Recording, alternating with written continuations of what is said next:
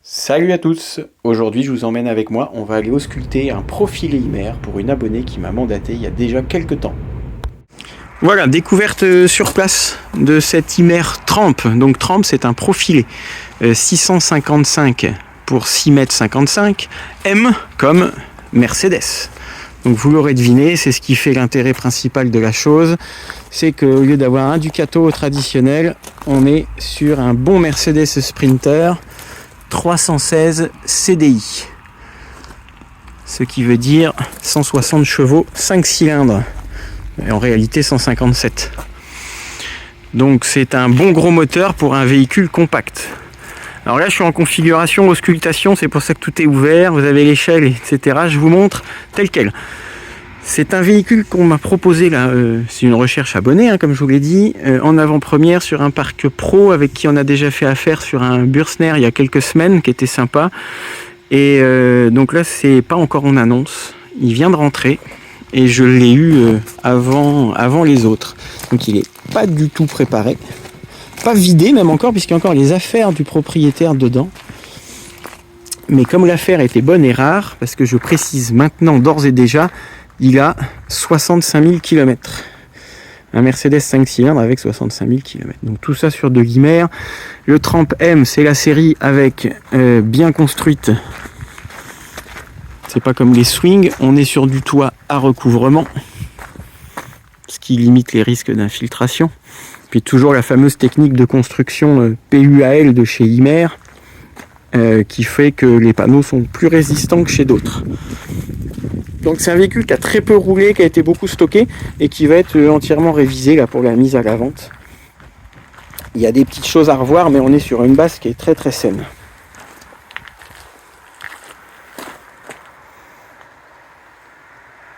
Il a toujours dormi au garage, ça se voit au brillant, ça il n'y a pas de problème. Donc particularité pour les néophytes, les débutants en Mercedes, on est sur un propulsion, donc transmission aux roues arrière, ce qui nous donne une bonne garde au sol, malgré le porte-à-faux qui est relativement important. Alors attention, je filme en grand angle, donc ça modifie un peu aussi la perception. En vrai, le porte-à-faux est moins imposant que ce qu'on voit là. Et surtout en propulsion, on a aussi une meilleure motricité, puisque ça ne déleste pas les roues avant, et on peut plus facilement se sortir de lieux humides, herbeux, etc. Donc pour la vente seront mis 4 pneus neufs. Il y aura quelques petites retouches de peinture qui seront faites sur la cabine, parce que les Mercedes sont parfois un peu fragiles, ceux de cette époque-là, pas très bien traités. Donc les deux montants vont être pris en carrosserie. Ici aussi ça a dégouliné, ça se voit pas quand le capot est fermé. Je vous fais voir. Oui, d'une main je peux pas vous faire voir. C'est rien de méchant, ça c'est plus de la coulure avec une petite boursouflure ici, mais tout ça, ça va être fait. Également, l'étanchéité va être contrôlée. Tous les joints vont être faits aussi, ceux qui sont litigieux, puisque ici les véhicules sont vendus avec une garantie 6 mois et un contrôle d'étanchéité sérieux et vierge. Bon, par ailleurs, il est vraiment en bon état. Les bas de caisse en alu, on n'a pas vraiment de rayures, pas de coup particulier, tout petit peu ici, là, léger. Mais c'est vraiment pour pinailler, je rappelle, bon, c'est un véhicule de 2005. Toutes les baies sont en bel état. Pas de pare-choc cassé. On a un porte de vélo, une caméra de recul. Je profite que je suis là pour monter sur le toit et vous le montrer aussi. Pas de transparence comme ça. Hop. Alors là, on a le grand lanterneau typiquement Ymer, aux dimensions non standards. À côté, on a un panneau solaire d'origine de 110 watts qu'on va potentiellement changer à la demande de mon abonné. Et voilà. Bon, il va être nettoyé, bien évidemment. Là, il est tel quel, mais au moins ça permet de voir sans apparat. D'ailleurs, je profite que je suis là pour vous montrer en cabine. C'est pas propre, mais c'est en très bon état. On a un premier tapis, un deuxième tapis. Les sièges sont en très bon état. C'est été rhabillé, c'est des housses Bancarel, qui est un fabricant de housses connu. Tout l'intérieur a été refait il y a quelques années.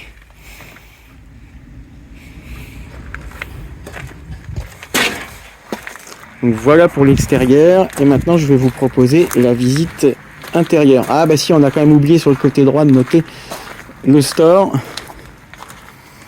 Le marchepied double, forcément vu la hauteur, électrique. Et puis vous noterez, si vous êtes observateur avec toutes ces grilles, qu'on a un grand frigo et potentiellement un four. Et la soute. Voilà, je profite que je l'avais laissée ouverte. Elle est encore remplie de tout plein de choses. Mais évidemment, tout ça, ça sera vidé. Et ici, on a le coffre à gaz pour 2 bouteilles. D'ailleurs, le propriétaire actuel avait fait un montage sauvage au GPL.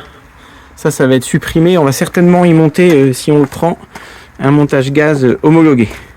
GPL, pardon. GPL, je précise. Hop. Allez, on passe à la visite intérieure maintenant. Allez, on passe à l'intérieur. Ça me donne l'occasion de vous montrer que le sol, il est protégé par tous ces tapis qui sont pas beaux, mais qui ont au moins le mérite de tout protéger. Et en dessous, c'est impeccable. Allez, qu'est-ce qu'on voit dedans? On a une belle vue sur ce coin salon qui est très agréable sur un véhicule relativement compact. Une banquette face route avec 2 ceintures, la table extensible, ce canapé 2 places, donc c'est très lumineux. Là, il pleut en plus. Et vue sur la cabine, entièrement décaissée, enfin découpée, donc accès debout. La cabine de notre Mercedes Sprinter, en très bon état, en pas nettoyé, mais en très bon état, avec la climatisation. Les vitres et rétroélectriques. Il y a une caméra de recul neuve qui va être remise, donc il y aura un nouvel écran là. Et on a le store cabine, le store du pare-brise. Pour le reste, ce sont des occultants à venir fixer là, en plus des rideaux. Je vous montre en même temps les fameuses housses Bancarel, qui sont certainement plus modernes et plus au goût du jour que le tissu qu'il y avait à l'époque, qu'on retrouve là sur la rallonge de lit. Puisqu'ici, on peut faire un lit 2 places. Donc on va retrouver notre mobilier de bonne qualité, typiquement Imer, avec des encadrements massifs. On a des spots à LED, en plus des éclairages néons, typiquement Imer eux aussi. Plein de rangements partout. Les commandes à l'entrée. Le grand miroir en pied d'entrée. Et on arrive ensuite sur notre cuisine en L, qui est vraiment à chaque fois le plan idéal pour pas prendre trop de place et avoir une cuisine fonctionnelle. Avec un réchaud, 2 feux, un égouttoir et un évier, avec du bazar dedans encore. Et des grands rangements. Tiroir à couvert. Ici, c'est les commandes de gaz. Et ce rangement bas qui est accessible des 2 côtés. Très pratique ça. Hop.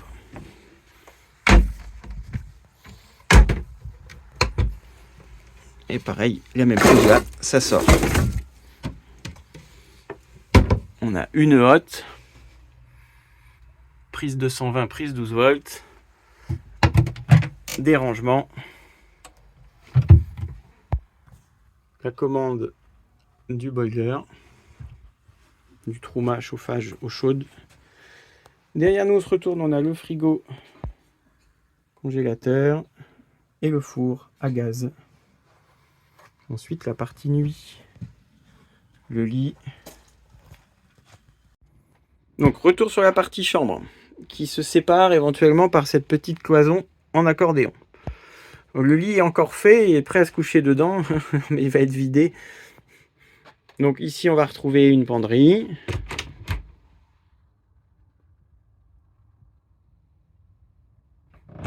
Et en dessous, tout ça, c'est le combiné Truma avec l'accès ici technique aux nourrices d'eau. Donc on a notre lit à la française, un petit peu biseauté mais pas trop. Avec 2 baies vitrées, plein de rangements, des spots de lecture. Le lanterneau ici avec un omnivent intégré, le ventilateur. Et on passe ensuite à la salle d'eau. Compact mais fonctionnel. En enfilade comme toujours dans ces dispositions-là. Avec un joli mobilier. Le lavabo, les WC cassettes tête tournante. Des rangements. 3 spots tout en LED. Et la cabine de douche avec son petit lanterneau indépendant. Et avec une porte vitrée et non pas un rideau. Tout ça, c'est en bon état. Donc voilà pour la visite intérieure. Je vais vous reprendre pour les papiers maintenant. La paperasse, eh ben c'est hyper complet. Pochette d'origine, la fameuse notice IMER pour la cellule. Et toutes les notices de tous les appareils de bord. Tout est fourni.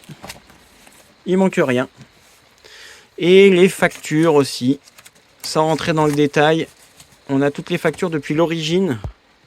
Donc c'est un véhicule qui a été bien entretenu et qui a vraiment peu roulé. C'est son vrai kilométrage. Donc je vous propose qu'on aille se mettre au volant ensemble et qu'on aille l'essayer maintenant. Je vous emmène avec moi pour l'essai routier. Une fois n'est pas coutume, là j'ai la possibilité de le faire. Donc sans surprise, le Sprinter 5 cylindres est super agréable. Bon, il faut dire qu'on est sur un gabarit qui est quand même assez contenu, un profilé de taille raisonnable, donc les 156 chevaux n'ont pas de mal à l'emmener, hein, loin de là. Puis avec un tel kilométrage, 62 000, il est à peine rodé. On retrouve la souplesse de suspension et de conduite typique des sprinters. Moi j'aime beaucoup parce que le couple à bas régime et puis la rondeur globale du moteur est vraiment très agréable.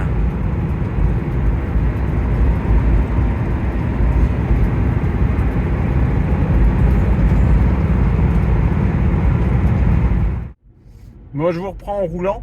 La morale et la suite de l'histoire, donc comme vous venez de voir la présentation là dans la vidéo, l'affaire est faite sur cet IMER. Il va contenter une de mes fidèles abonnés pour qui j'étais en recherche depuis très longtemps, je vous l'ai dit tout à l'heure.